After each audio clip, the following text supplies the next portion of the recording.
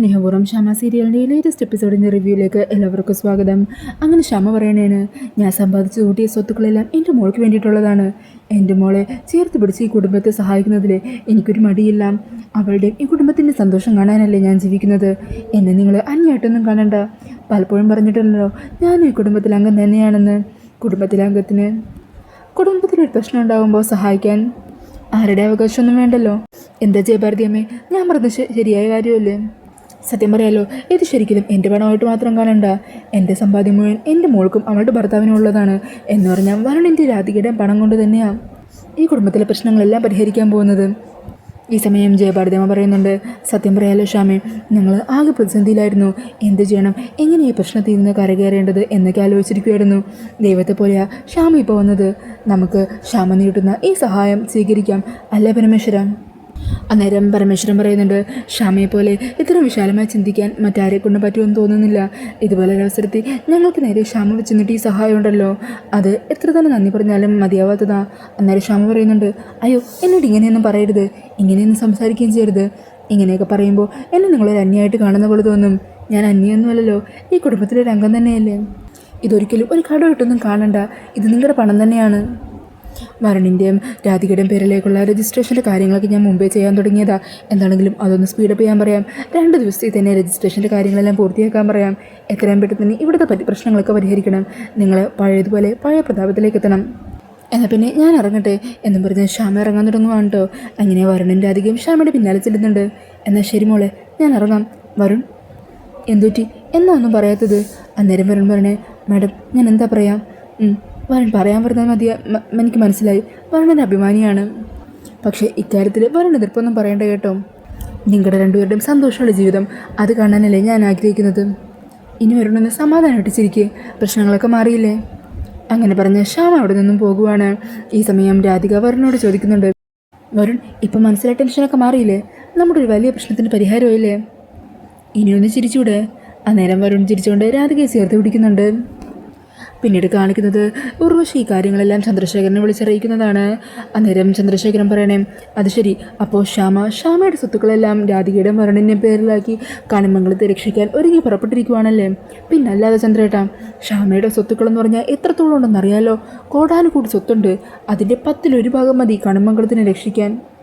അവരുടെ പതനം കാണാൻ നിന്നിട്ട് അവരിപ്പോൾ വീണ്ടും പഴയ പ്രതാപത്തിലേക്ക് തിരിച്ചു പോകുവാണല്ലോ. ഇങ്ങനെ പോയി കഴിഞ്ഞാലുണ്ടല്ലോ, ഇപ്പോഴുള്ള കണിമംഗലത്തിനേക്കാളും 10 മടങ്ങ് ശക്തിയോടെ ആയിരിക്കും കണിമംഗലിന് ഉയർത്തെഴുന്നേറ്റ് വരാൻ പോകുന്നത്. നമുക്കത് നോക്കി നിന്ന് കാണാം. അവരുടെ തകർച്ച കാണാമെന്ന് പറഞ്ഞിട്ട് എല്ലാം വെള്ളത്തിലായി പോയില്ലേ? അന്നേരം ചന്ദ്രശേഖരൻ പറയണേ, എടി നിനക്കും കൽപ്പനക്കുമൊക്കെ ചിലപ്പോൾ ഷ്യാമയുടെ ഈ വാക്കുകൾ ഒരു അത്ഭുതമായിട്ട് തോന്നിക്കണം. എന്നാലേ എനിക്ക് ഒരിക്കലും ഇതൊരു അത്ഭുതമായിട്ട് തോന്നുന്നില്ല. ഞാനത് മുമ്പേ പ്രതീക്ഷിച്ചതാണ്. ഇങ്ങനെ ഒരു സംഭവം ഉണ്ടായിക്കഴിഞ്ഞാൽ എങ്ങനെ അതിനെ പ്രതിരോധിക്കണമെന്നും ഞാൻ നന്നായി വ്യക്തമായിട്ട് പ്ലാൻ ചെയ്തു വെച്ചിട്ടുണ്ട്. ഷ്യാമ അങ്ങനെ പലതും പറയും, അവളുടെ സ്വത്ത് കൊടുക്കാമെന്നും ഈ പ്രശ്നം പരിഹരിക്കാമെന്നും ഒക്കെ പറയും. പക്ഷേ ഒന്നും നടക്കാൻ പോകുന്നില്ല. ഈ കാര്യങ്ങളെല്ലാം തീരുമാനിച്ചതേ ഈ ചന്ദ്രശേഖരൻ തന്നെയാണ്. അപ്പോൾ വിജയം ഉറപ്പിച്ചിട്ടേ ഇനി പിന്നോട്ടുള്ളൂ. ഉർവശി, നീ ഒരു കാര്യം ഉറപ്പിച്ചോ, ഷ്യാമയുടെ സഹായത്തോടെ എന്താണെങ്കിലും കണിമംഗലം അവർ തിരിച്ചു പിടിക്കാൻ പോകുന്നില്ല. അത് ഈ ചന്ദ്രശേഖരൻ ജീവനോടെ ഉള്ളപ്പോൾ നടക്കില്ല. നിങ്ങൾ കാണാനായിട്ട് കാത്തിരുന്ന ആ കാഴ്ച ഉണ്ടല്ലോ, അത് നിങ്ങൾക്ക് എന്താണെങ്കിലും കാണാൻ പറ്റും. കാത്തിരുന്നോ? അങ്ങനെ പറഞ്ഞ ചന്ദ്രശേഖരൻ ഫോൺ കട്ട് ചെയ്യുവാണ്. ഈ സമയം കൽപ്പന എന്താ ചെറിയച്ഛൻ പറയുന്നതെന്ന് ചോദിക്കുക. അന്നേരം ഉർവശിവരനെ ചന്ദ്രേട്ടൻ പറയുന്നത്, എന്താണെങ്കിലും ഷ്യാമ ഈ രജിസ്ട്രേഷനിലൂടെ കണിമംഗലത്തെ രക്ഷിക്കാനായിട്ട് പറ്റില്ലെന്നാണ്. എന്തുകൊണ്ടാണ് ചന്ദ്രേട്ടൻ അങ്ങനെ പറഞ്ഞതെന്നറിയില്ല. നമ്മൾ ആഗ്രഹിച്ച കാഴ്ചയൊക്കെ കാണാൻ പറ്റുമെന്നൊക്കെയാണ് പറയുന്നത്. അന്നേരം കൽപ്പന വരണേ, നമ്മുടെ മുമ്പിൽ വേറെ മാർഗ്ഗമൊന്നുമില്ലല്ലോ. എന്നാണെങ്കിലും ചെറിയച്ഛൻ പറയുന്നത് വിശ്വസിക്കാം. അങ്ങനെ തന്നെ നടക്കുമെന്ന് പറഞ്ഞ് നമുക്ക് കാത്തിരിക്കാം. ഇനി അഥവാ നടന്നില്ലെങ്കിൽ അതെല്ലാം നമ്മുടെ തലവില്ലാത്ത എഴുത്താണെന്ന് പറഞ്ഞ് സ്വയം പഴിച്ചിട്ട് ഇവരുടെ ആട്ടും തുപ്പും കൊണ്ട് തന്നെ ജീവിക്കാം. അല്ലാതെ പിന്നെ എന്ത് ചെയ്യാനാ? പിന്നീട് കാണിക്കുന്നത് പ്രിയങ്കയും മുത്തശ്ശിയും കൂടി സംസാരിക്കുന്നതാണ്. അന്നേരം പ്രിയങ്ക പറയണേ, മുത്തശ്ശി ഇങ്ങനെ ചുമ്മാ ഒന്നും ചെയ്യാതിരുന്ന് ബോറടിച്ചു. കുറേ പണം ബാങ്കിലുണ്ടായിട്ട് എന്ത് കാര്യം? അതുകൊണ്ട് എന്തെങ്കിലുമൊക്കെ ചെയ്യണ്ടേ? അല്ലാതെ വെറുതെ പണം ഉണ്ടെന്ന് പറഞ്ഞ് നടന്നാൽ നമുക്കെന്ത് സന്തോഷം കിട്ടാനാ? അത് നീ പറഞ്ഞത് ശരിയാ മോളെ, ശരിക്കും ബോറടിക്കുന്നു. അല്ലെങ്കിൽ തന്നെ പണമെല്ലാം കൊണ്ട് ബാങ്കിലിട്ടിട്ട് തന്നെ വലിയ പ്രയോജനമൊന്നും ഇല്ലല്ലോ. നമുക്കിഷ്ടമുള്ള പോലെയൊക്കെ ജീവിക്കണ്ടേ? അതെ മുത്തശ്ശി, അതാ ഞാൻ പറഞ്ഞത്. നമുക്ക് ശരത്ത് പറഞ്ഞ കാര്യത്തെക്കുറിച്ച് ആലോചിച്ചാലോ? എനിക്കെന്താണെങ്കിലും അറിയാവുന്നൊരു മേഖല സിനിമയാണ്. അപ്പോൾ നമുക്ക് ശരത്ത് പറഞ്ഞതുപോലെ തന്നെ ഒരു പ്രൊഡക്ഷൻ കമ്പനി തുടങ്ങിയാലോ? അതിലൂടെ പേരും പ്രശസ്തിയും പണവും ഒക്കെ നേടാൻ പറ്റും. അന്നേരം മുത്തശ്ശി പറയുന്നുണ്ട്, പക്ഷേ നീ പറയുന്ന കാര്യമൊക്കെ ശരിയാണ്. എന്നാലും ഒരിക്കൽ ചതുപറ്റിയ കാരണേ അതിൻ്റെ ഒരു ഭീതി മനസ്സിലുണ്ടല്ലോ. വീണ്ടും എടുത്തു ചാടി എന്തെങ്കിലും പ്രശ്നത്തിൽ ചെന്ന് പെടുവോന്ന് എൻ്റെ പേടി. അങ്ങനെയൊന്നും പേടിക്കണ്ട മുത്തശ്ശി. ഒരിക്കലും നമുക്ക് അബദ്ധം പറ്റിയതാണല്ലോ. ആ ചിന്ത നമ്മുടെ മനസ്സിലുണ്ടാകും. മാത്രമല്ല, അന്ന് ഞാൻ ഒറ്റക്കായിരുന്നു. ഇപ്പം എൻ്റെ കൂടെ മുത്തശ്ശി ഉണ്ടല്ലോ. മുത്തശ്ശി കൂടെയുള്ളപ്പോൾ പിന്നെ എനിക്ക് എന്തിനാ പേടിക്കാനുള്ളത്? എന്നാൽ ശരി മോളെ, നമുക്ക് നീ പറഞ്ഞതുപോലെ അതിൽ തന്നെ ഒരു കൈ നോക്കാം. അങ്ങനെയാണെങ്കിൽ ഞാൻ ശരത്തിനെ വിളിക്കട്ടെ. അവനെയോ? അവനല്ലാതെ വേറെ ആരെയെങ്കിലും കൊള്ളാവുന്നവരെ നിനക്കറിയോ? എൻ്റെ മുത്തശ്ശി, സിനിമ ഫീൽഡിലുള്ള ആരെയും നമുക്കങ്ങനെ കണ്ണെടുത്ത് വിശ്വസിക്കാൻ പറ്റില്ല. പിന്നെ ശരത്തിനെ എനിക്ക് പണ്ട് തൊട്ടേ അറിയാം. അവനെപ്പോലെ ഒരുത്തിന് ഇനിയിപ്പോൾ കൂടെ നിർത്താനായിട്ട് കിട്ടുകയില്ല. അതുകൊണ്ടാണ് അവനെ തന്നെ വിളിക്കാമെന്ന് പറഞ്ഞത്. അങ്ങനെ പ്രിയങ്ക ശരത്തിനെ വിളിക്കണേ. ശരത്തെ, ഞങ്ങളെ ശരത്ത് ഇന്നലെ പറഞ്ഞ കാര്യത്തെക്കുറിച്ച് ആലോചിച്ചു. അപ്പോൾ നമുക്ക് ആ പ്രൊഡക്ഷൻ കമ്പനി തുടങ്ങുന്നതിനെക്കുറിച്ചുള്ള കാര്യങ്ങൾ തീരുമാനിച്ചാലോ? പ്രിയങ്കി, നീ നന്നായിട്ട് ആലോചിച്ചോ? നല്ല പോലെ ആലോചിച്ചു. അങ്ങനെയാണെങ്കിൽ ഞാൻ റെഡിയാണ്. ഞാനുടനെ തന്നെ അങ്ങോട്ട് വരാം. അവിടെ വെച്ച് നമുക്ക് കാര്യങ്ങളൊക്കെ സംസാരിക്കാം. ശരി, നീ എത്രയും പെട്ടെന്ന് വാ. അങ്ങനെ പറഞ്ഞ പ്രിയങ്ക കോൾ കട്ട് ചെയ്യുക. എന്നിട്ട് മുത്തശ്ശിയോട് പറയണേ, ശരത്ത് ഉടനെ തന്നെ ഇങ്ങോട്ട് വരാമെന്ന്, ഇവിടെ വന്നിട്ട് കാര്യങ്ങൾ ഡിസ്കസ് ചെയ്യാമെന്ന് പറഞ്ഞു. അപ്പോൾ നമ്മൾ അധികം വൈകാതെ തന്നെ നമ്മുടെ ബിസിനസ് സ്റ്റാർട്ട് ചെയ്യുമോ മുത്തശ്ശി? അതേ മോളെ, എന്നിട്ട് വേണം നമുക്ക് ഇവിടെയുള്ളവരുടെയൊക്കെ കണ്ണു തള്ളിപ്പിക്കുന്ന രീതിയിൽ ഉയരങ്ങളിലേക്ക് ചെല്ലാൻ. ആ കണിമംഗലംകാരൊക്കെ ഞെട്ടണം. അവർ കളിച്ചത് ഈ സുകുമാരിയോടും സുകുമാരിയുടെ കൊച്ചുമോളോടും ആടുന്നുണ്ടോയെന്നോർത്ത് എല്ലാം കൂടി പശ്ചാത്തപിക്കണം. അങ്ങനെയൊക്കെ പറഞ്ഞ് നിൽക്കുവാണ്ടോ അവർ. പിന്നീട് കാണിക്കുന്നത് പരമേശ്വരനും ജയഭാരതി മുത്തശ്ശിയും പത്മിനിയൊക്കെ റൂമിലിരുന്ന് സംസാരിക്കുന്നതാണ്. പത്മിനി ഒത്തിരി സന്തോഷത്തോടെ പറയണേ, ഇപ്പോഴാണ് മനസ്സൊന്ന് ശാന്തമായത്. എല്ലാവരുടെയും മുഖമൊക്കെ ഒന്ന് തെളിഞ്ഞത് ഇപ്പോഴാണല്ലോ. ഇത്രയും ദിവസം നമ്മൾ മുള്ളിമേലായിരുന്നു നിൽക്കുന്നത്. എങ്ങനെ ഈ പ്രശ്നത്തിൽ നിന്ന് പുറത്തു കിടക്കുമെന്ന് തീരുമാനിച്ച് ആദ്യ പിടിച്ച് നടക്കുമായിരുന്നല്ലോ. ദൈവമായിട്ടാ ശ്യാമയെ കൃത്യസമയത്ത് ഇവിടെ എത്തിച്ചതും ഇങ്ങനൊരു കാര്യം ചെയ്യാൻ പ്രേരിപ്പിച്ചതും. അന്നേരം ജയഭാരതിയും പറയണേ, അതെ, ശ്യാമയുടെ സ്ഥാനത്ത് മറ്റാരെങ്കിലും ആയിരുന്നെങ്കിലോ? ശ്യാമ പറയുന്നുണ്ടല്ലോ, ആ സ്വത്തുക്കളെല്ലാം തൻ്റെ മോൾക്ക് വേണ്ടി കൂട്ടിവെച്ചതാണെന്ന്. അങ്ങനെ മോൾക്ക് വേണ്ടി കൂട്ടിവെച്ച സ്വത്തുക്കൾ ഒരിക്കലും മോളുടെ ഭർത്താവിൻ്റെ കുടുംബത്തിന് വേണ്ടി ചിലവാക്കാൻ ആരെങ്കിലും തയ്യാറാകുമോ? ഇല്ല. ആ സ്വത്തുക്കൾ മുഴുവൻ മോളും മോളുടെ ഭർത്താവിനും മാത്രം കിട്ടണമെന്നല്ലേ ചിന്തിക്കുകയുള്ളൂ. എന്നാൽ ശ്യാമയുടെ അങ്ങനെയാണോ ചെയ്തത്?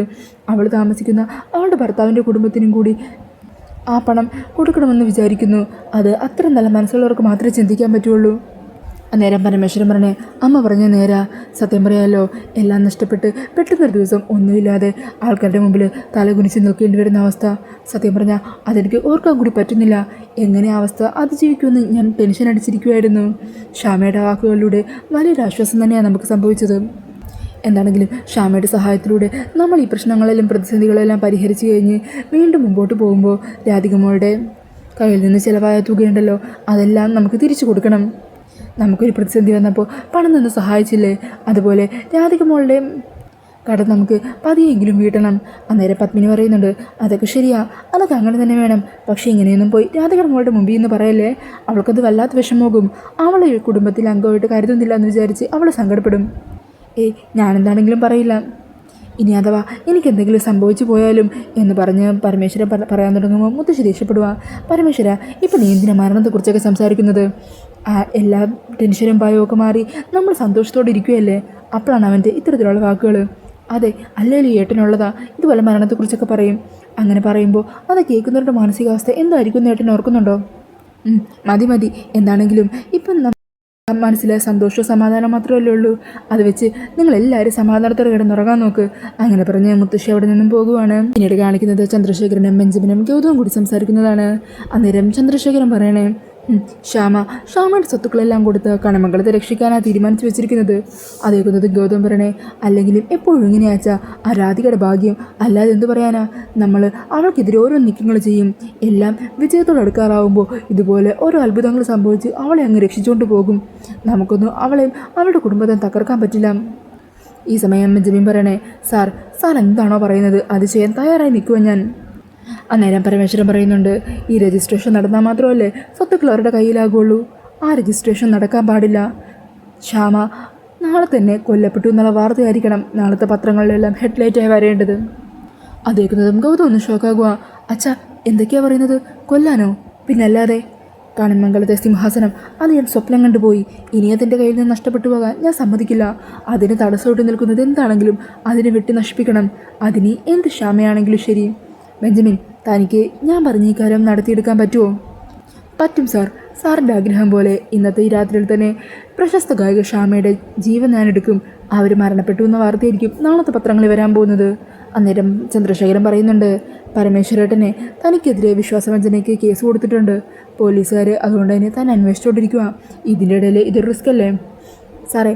എനിക്ക് റിസ്ക് ഏറ്റെടുക്കാൻ തന്നെയാണ് കൂടുതലിഷ്ടം. സാർ ഉറപ്പിച്ചോ? സാറിന് ഇന്നത്തെ ദിവസം തന്നെ ഷാമയുടെ മരണവാർത്ത അറിയാൻ പറ്റും. ആ വാർത്തയും കൊണ്ട് ഞാൻ തിരിച്ചു വരുവുള്ളൂ. അങ്ങനെ പറഞ്ഞ ബെഞ്ചമിൻ ഷാമയുടെ ജീവൻ എടുക്കാനായിട്ട് അവിടെ നിന്നും പുറപ്പെടുവാണ്. പിന്നീട് കാണിക്കുന്നത് ഒരു തട്ടുകടയുടെ സൈഡിൽ വണ്ടി ഒതുക്കിയിട്ടിരിക്കുന്ന വരുണിനെയാണ് കേട്ടോ. ഈ സമയം രാധിക ഫുഡൊക്കെ മേടിച്ച് കാറിലേക്ക് വന്ന് കയറുക. എന്നിട്ട് ഫുഡ് വരുന്നു കൊടുക്കുക. എന്നാൽ വരുണാണെങ്കിൽ ആകെ ഗ്ലൂമി ആയിട്ടിരിക്കുവാണ് കേട്ടോ. അതുകൊണ്ട് രാധിക പറയണേ, എന്താ ഇത് വരുൺ? വീടിൻ്റെ അകത്തിരുന്നപ്പോഴും വല്ലാത്ത മൂടൗട്ട്.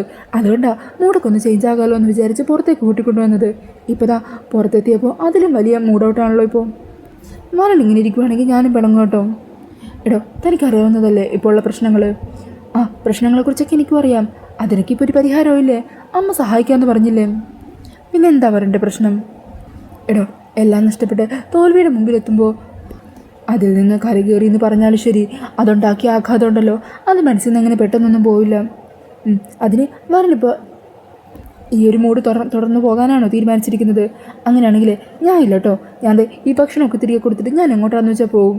എടോ, താൻ രാത്രി ഒറ്റയ്ക്ക് പോകുമോ? അങ്ങനെ പോയാലേ ആരെങ്കിലുമൊക്കെ നേരം പിടിച്ചുകൊണ്ട് പോകും. പിടിച്ചുകൊണ്ട് പോകുവാണെങ്കിൽ പോട്ടെ, ഞാൻ അവരുടെ കൂടെ അങ്ങ് പൊക്കോളാം. ഓഹോ, താൻ അങ്ങനെ പോകുമോ? എന്നാലെന്ത് കാണണമല്ലോ. ആ, വെല്ലുവിളിയാണോ? എന്നാൽ ശരി, എന്നെ വാശി പിടിപ്പിച്ചാലുണ്ടല്ലോ ഞാൻ പറഞ്ഞതുപോലെ തന്നെ ചെയ്യും. താൻ ചെയ്, ഞാനൊന്ന് കാണട്ടെ. ആഹാ, എന്നെ കാണിച്ചു തരാം ഞാൻ എന്നും പറഞ്ഞ് രാധിക വണ്ടിയിൽ നിന്ന് ഇറങ്ങാൻ തുടങ്ങുക. അന്നേരം വരുൺ രാധികയുടെ കൈ കയറി പിടിച്ചിട്ട് പറഞ്ഞേ, എടോ അങ്ങനെ അങ്ങ് പോവാണോ? ഞാൻ ചുമ്മാ പറഞ്ഞതല്ലേ. അങ്ങനെയൊക്കെ പറഞ്ഞാൽ വരുൺ ചിരിക്കുവാണ്. അന്നേരം രാധികയും ചിരിച്ച് വരൻ്റെ അടുത്ത് ഇരിക്കുന്നുണ്ട് കേട്ടോ. അങ്ങനെ ഈ ഒരു സീനൊക്കെ കാണിച്ചുകൊണ്ടാണ് എപ്പിസോഡ് തീരുന്നത്. പിന്നീട് നാളത്തെ എപ്പിസോഡിൻ്റെ പ്രൊമോയിൽ കാണിക്കുന്നത് അങ്ങനെ ശ്യാമ അഖിലിൻ്റെ ഫോട്ടോയുടെ മുമ്പിൽ വന്ന് നിന്ന് ഉടനെ തന്നെ വരുണിൻ്റെ രാധികയുടെ പേരിലെ സ്വത്തുക്കളെല്ലാം രജിസ്റ്റർ ചെയ്യാൻ വെക്കുന്ന കാര്യമുണ്ടല്ലോ, അതൊക്കെ പറഞ്ഞുകൊണ്ട് നിൽക്കുക. ഈ സമയം അമൃത അങ്ങോട്ടേക്ക് വരിക. എന്താണ് അഖിലിൻ്റെ ഫോട്ടോയ്ക്ക് മുമ്പിൽ? വിശേഷങ്ങളൊക്കെ പറയുവാണോ? പിന്നെ അല്ലാതെ എല്ലാ കാര്യങ്ങളും അഖിൽ സാറിനോട് പറയണ്ടേ? അഖിൽ സാർ അറിയാതെ എങ്ങനെയാ? ഞാൻ ആ രജിസ്ട്രാറെ ഒന്ന് വിളിക്കട്ടെ. അങ്ങനെ പറഞ്ഞ ശ്യാമ ആ രജിസ്റ്റർ ഓഫീസിൽ ആളെ വിളിക്കുന്നുണ്ട്. അന്നേരം അയാളുടെ കാര്യങ്ങളൊക്കെ പറയുക. അന്നേരം അയാൾ പറയുന്നുണ്ട്, എല്ലാ കാര്യങ്ങളും മാഡം പറഞ്ഞതുപോലെ റെഡിയാക്കി വെച്ചിട്ടുണ്ട്. നാളെ അവധിയാണല്ലോ, അപ്പോൾ നമുക്ക് മറ്റന്നാൾ തന്നെ രജിസ്ട്രേഷൻ നടത്താം. ശരി, അങ്ങനെ ആയിക്കോട്ടെ. അത് തന്നെയാണ് ഇപ്പോൾ ഏറ്റവും പ്രധാനപ്പെട്ട കാര്യം. അതിലിനി ഒരു മാറ്റവും വേണ്ട. അങ്ങനെ പറഞ്ഞ ശ്യാമ കോളൊക്കെ കട്ട് ചെയ്യുവാണ്. ഈ സമയം ബെഞ്ചമിനാണെങ്കിൽ ഷാമയെ കൊല്ലാനായിട്ട് കൊലക്കത്തിയുമായിട്ട് ഷാമയുടെ വീട്ടിലേക്ക് എത്തുന്നുണ്ട് കേട്ടോ. അങ്ങനെ മുഖമൊക്കെ മറിച്ച് ബെഞ്ചമിൻ വീടിനകത്ത് കയറിയിട്ടുണ്ടാവും. ഈ സമയം ഷാമയാണെങ്കിൽ താഴത്തു നിന്നും മുകളിലെ റൂമിലേക്ക് പോകാനൊരുങ്ങുവാണ്. അന്നേരം ബെഞ്ചമിൻ കത്തിയുമായിട്ട് പിന്നാലെ ചെന്ന് ഷാമയുടെ ജീവനെടുക്കാൻ ശ്രമിക്കുന്നുണ്ട്. അപ്പോൾ ആ ഒരു സീനൊക്കെയാണ് കേട്ടോ കാണിക്കുന്നത്. അങ്ങനെ ബെഞ്ചമിൻ്റെ കയ്യിൽ നിന്നും ഷാമ രക്ഷപ്പെടുമോ, അതോ ഷാമയുടെ ജീവന് അപകടം സംഭവിക്കുമോ? ഇതൊക്കെ അറിയാനായിട്ട് നമുക്ക് അടുത്ത എപ്പിസോഡിനായിട്ട് കാത്തിരിക്കാം. ഈ ഒരു റിവ്യൂ ഇഷ്ടമായിട്ടുണ്ടെങ്കിൽ മറക്കാതെ വീഡിയോ ഒന്ന് ലൈക്ക് ചെയ്യണേ. ഇതുപോലുള്ള കൂടുതൽ റിവ്യൂസിനായിട്ട് ഈ ചാനലൊന്ന് സബ്സ്ക്രൈബ് ചെയ്തും കൂടി സപ്പോർട്ട് ചെയ്യണേ. താങ്ക്